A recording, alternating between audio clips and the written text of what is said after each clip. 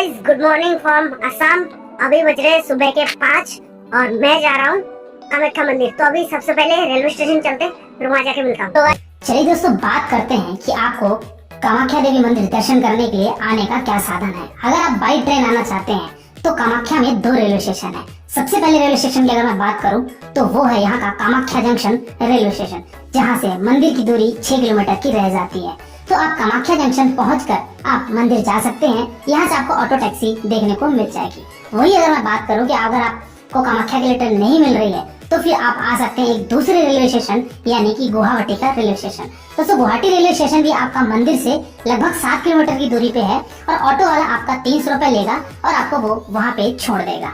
और वही अगर आपका माध्यम है बाई फ्लाइट, तो अगर आप फ्लाइट से आना चाहते हैं तो गुवाहाटी के इंटरनेशनल एयरपोर्ट पर आकर आप कामाख्या देवी मंदिर के दर्शन कर सकते हैं। तो दोस्तों, बात करते हैं कि हम पहुंच चुके हैं गुवाहाटी। अब हमको वहाँ स्टे कहाँ करना है। ये जो आप देख रहे हैं ये है पलटन बाजार, जो कि गुवाहाटी रेलवे स्टेशन से 1 किलोमीटर की दूरी पे ये स्थित है। यहाँ पे आपको ढेर सारे प्राइवेट होटल्स देखने को मिल जाएंगे, जिसका रेंज आपका मान के चलिए 1500, 1200 इस तरीके के रेंज में आपको बहुत सारे यहाँ होटल देखने को मिल जाएंगे। लेकिन पलटन बाजार यानी कि आप कहना चाहिए कि आप मंदिर से 6 किलोमीटर दूर में है। बट मेरा रिकमेंडेशन ये रहेगा कि आप कामाख्या के पास अपना स्टे लीजिए, ताकि आप मंदिर के निकट रहें और दर्शन आपका कभी भी हो जाए। अब बात करते हैं कि कामाख्या मंदिर के आसपास होटल्स हैं तो, लेकिन उस पैमाने पर नहीं है जिस पैमाने पर पलटन बाजार में है। यहाँ पे आपको बजट कैटेगरी होटल्स देखने को मिलेंगे, नॉर्मल डिलक्स रूम देखने को मिलेगा जिसका कॉस्ट 1000 रुपए तक होता है और काफी साफ सुथरा होटल्स आपको देखने को मिल जाएगा। तो आप 1000 रुपए, 1200 रुपए मान के चलिए मैक्सिमम आप यहाँ पे स्टे कर सकते हैं। और वही अगर मैं बात करूँ कि अगर आप कामाख्या देवालय गेस्ट हाउस में रुकना चाहते हैं तो वो भी आपको रुकने की बंदोबस्त मिलती है, जो कि कामाख्या देवस्थानम ट्रस्ट का ये गेस्ट हाउस होता है। ये आपका मान के चलिए कि मंदिर से एक वो रास्ता जो जा रहा है वो आपका जा रहा है कामाख्या गेस्ट हाउस के लिए, और ये वाला जो रास्ता है ये आपका जाता है दर्शन लाइन के लिए। चलिए आइए मैं आपको दिखाता हूँ कि यहाँ का गेस्ट हाउस कैसा है। तो दोस्तों, ये जो कामाख्या देवालय है ये आपके मंदिर के ठीक पिछले स्थल पे बना हुआ है, ऐसा कह सकते हैं। यहाँ पे कांटेक्ट नंबर है, तो आप फोन करके बुकिंग कराना चाहते हैं तो करवा लीजिए। हालांकि यहाँ पे ऑनलाइन बुकिंग का कोई सुविधा नहीं है। चलिए आइए, यहाँ पे बैठे एक भाई जी से मैं सारी डिटेल लेता हूँ। रूम्स मिल जाएंगे? मंदिर का है, एक महीना पहले बुकिंग होता है। यहाँ का जो पुजारी लोग हैं वो लोग का छूट से बुकिंग होता है। अच्छा, पुजारी लोग कुछ हाँ, वो लोग का छूट से बुकिंग होता है। और फिर भी आप लोग डायरेक्ट आगे है खाना खाने देने से अभी खाली है कि नहीं? अभी तो अवेलेबल है। क्या रेट है? 400, 500, 700, 1500, 2000 ऐसे। हाँ, कितने रूम टोटल आपके? हम लोग के घर में 19 लोग। तो सब डबल बेड है या ट्रिपल बेड? ऐसे ट्रिपल बेड का भी है, डबल बेड का भी है। AC non AC? Non AC भी है, एसी भी है। एसी नॉन एसी सब मिलाकर मंदिर ट्रस्ट। तो दोस्तों, चलिए हम अब आगे बढ़ते हैं। ये है कामाख्या देवी मंदिर का प्रांगण, जहाँ पे हमको अभी जाना है और हम लाइन में कैसे लगेंगे, कितना घंटा लगा, क्या क्या हमको यहाँ पे देखने को मिलेगा, हर एक इन्फॉर्मेशन मैं अभी आगे आपको देता हूँ, जिससे आपको कामाख्या देवी मंदिर अगर आप दर्शन करने आए हैं तो हर एक चीजें आपके दर्शन हो जाए और कितना टाइम लगेगा, कब आना चाहिए, हर एक जानकारी देता हूँ। तो दोस्तों, जय माता दी। अभी हम स्नान कर लिए, फ्रेश होकर अब हम माता के लाइन में लगते हैं। अभी सुबह के बज रहे हैं 5 बजे और यहाँ से दोस्तों ये है यहाँ की कुछ सीढ़ियाँ, जो कि आपको लगभग कहना चाहिए कि 150 सीढ़ी चढ़ के ऊपर जाना पड़ेगा। और आप वहाँ सीढ़ी चढ़ के जैसे जाएंगे तो आपको मंदिर का गेट आएगा, वहाँ आप दर्शन कीजिए। दोस्तों, मैं 5 बजे लाइन में इसलिए लगा क्योंकि लाइन में लगने वाले लोग तो 4 बजे से ही आ जाते हैं। हालांकि जो मैं सबसे बेस्ट टाइम बोलूँ कामाख्या आने का तो वो ये है, एक तो लगता है जो मार्च के महीने में मेला माता जी का, वो आप मेला छोड़ दीजिए और नवरात्रि छोड़ दीजिए। इसके अलावा आप किसी भी टाइम पे आइए, आपके दर्शन नॉर्मल टाइम में हो जाएगा, यानी कि 2 घंटे में आराम से आप दर्शन करके बाहर आ जाएंगे। नवरात्रि में यदि आप आएंगे तो आपको 5 घंटे 6 घंटे भी लग जाते हैं दर्शनार्थी को, क्योंकि कामाख्या देवी मंदिर में लाइन उतनी ज्यादा लंबी होती जाती है। ये यहाँ का मुख्य एंट्रेंस गेट, जहाँ से यात्रियों को अंदर लिया जाता है और ये यहाँ से आप एंट्री करेंगे।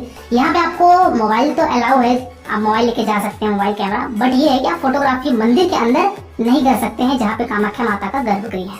अब डिपेंड करता है कि यहाँ की लाइन कितनी लंबी है। जैसा कि मैंने बताया कि नवरात्रि में आएंगे तो आपको 5 घंटा 6 घंटा भी लग जाएगा।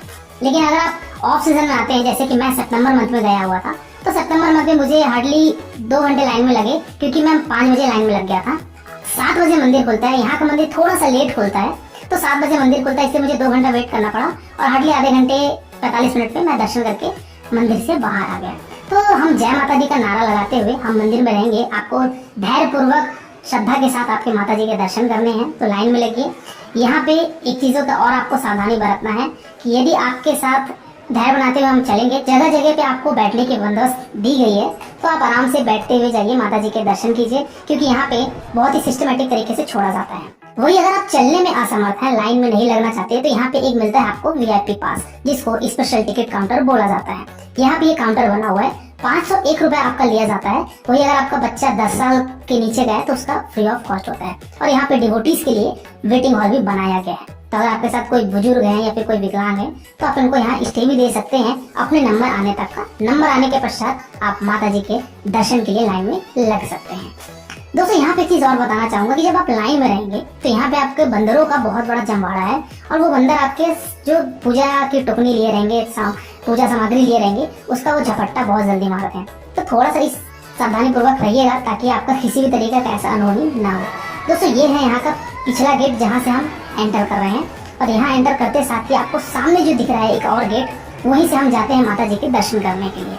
हालांकि मोबाइल कैमरा वर्जित था तो मैं अंदर जाके फोटोग्राफी नहीं कर सकता, वीडियोग्राफी नहीं कर सकता, तो आप यहीं से रहिए। यही चौखट है जहाँ से आपको माता के दर्शन मिलेंगे। अब आते हैं हम लोग यहाँ पे मंदिर प्रांगण के बाहर, और हम दर्शन करके बाहर आ गए। दर्शन करने के पश्चात अब आपको मैं बताता हूँ कि मंदिर कैंपस में क्या क्या चीजें देखने को आपको और मिलेगी। सबसे पहले यहाँ पे आता है इन्फॉर्मेशन सेंटर। अगर आपको कोई भी डाउट है, कोई भी चीजें समझ नहीं आ रही है या कोई जानकारी चाहिए तो यहाँ आप बूथ में आके पूछ सकते हैं। यहाँ पे आपको टॉयलेट की भी बहुत ही अच्छी साफ सुथरा व्यवस्था देखने को मिल जाएगी, और यहाँ पे आपको वाटर कूलर भी देखने को मिल जाएगा। जैसे थोड़ा सा आगे जाएंगे तो यहाँ पे कामाख्या देवालय का एक साइन बोर्ड देखने को मिलेगा जो कि ये मंदिर की तरफ जाता है। यहाँ पे आप देख सकते हैं दोस्तों, ये जो गेट दिख रहा है यही एग्जिट गेट है। जब मैं दर्शन करके बाहर आया तो इसी गेट से आया, जो कि हमारा दर्शन के बाद आप यहाँ से बाहर आते हैं।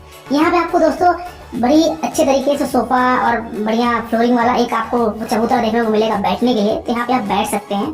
साथ ही साथ जैसे ही थोड़ा सा आगे आप चलेंगे तो आगे आपको यहाँ पे मिलेगा दिए का एक प्रज्वलित होता हुआ एक छोटा सा मंडप केंद्र।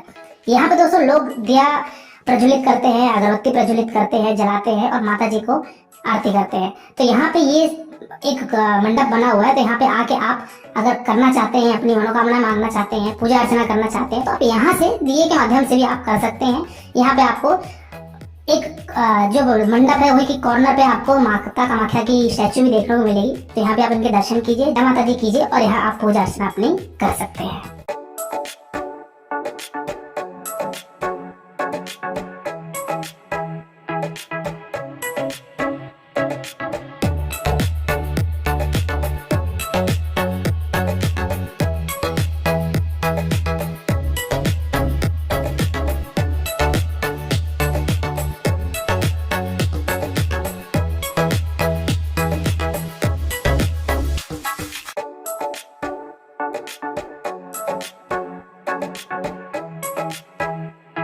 जैसे ही थोड़ा सा आगे गया तो मैं देखा यहाँ पे ये बकरे मिलेंगे आपको, गैया मिलेगी।